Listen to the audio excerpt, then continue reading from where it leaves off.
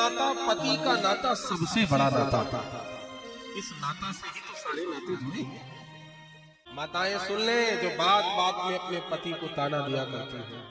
भागवत जी का 10वां स्कंद कहता है, भाग्यानुसार आपको जैसा पति मिला है वो आपके लिए भगवान है।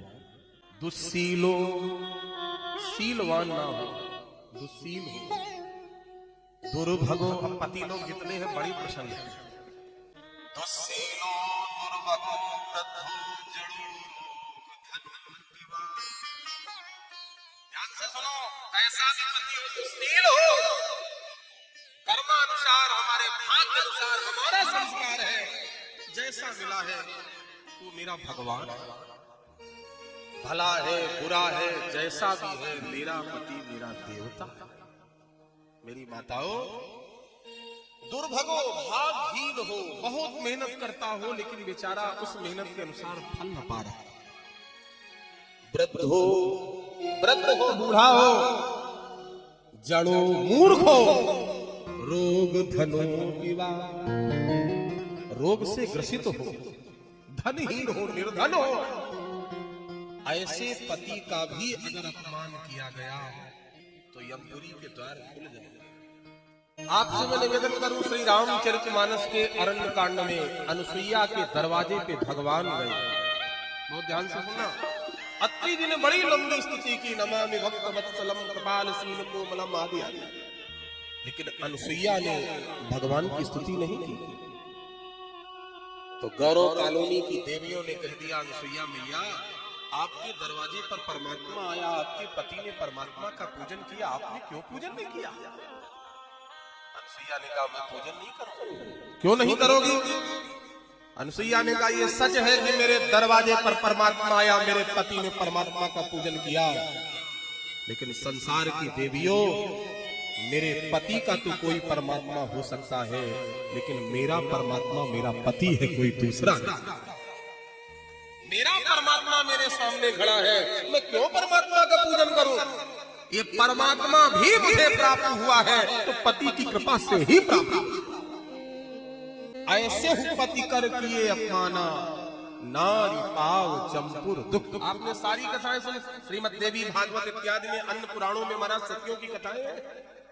सावित्री को ज्ञात हुआ कि जिसके साथ मेरा विवाह हो रहा है केवल 1 वर्ष जीवन। ध्यान से सुनना माताओं,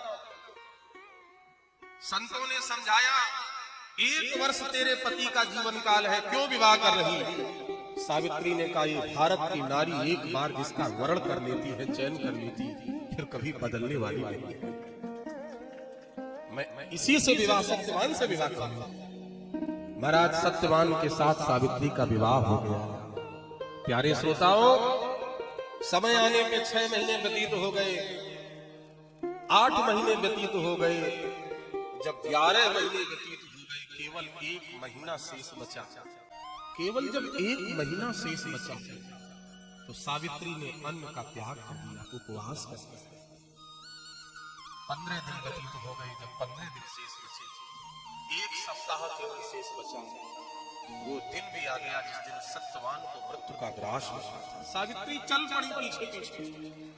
लकड़हारा सत्यवान जंगल में लकड़ी काटने गया, सावित्री आज पीछे पीछे जा रही है।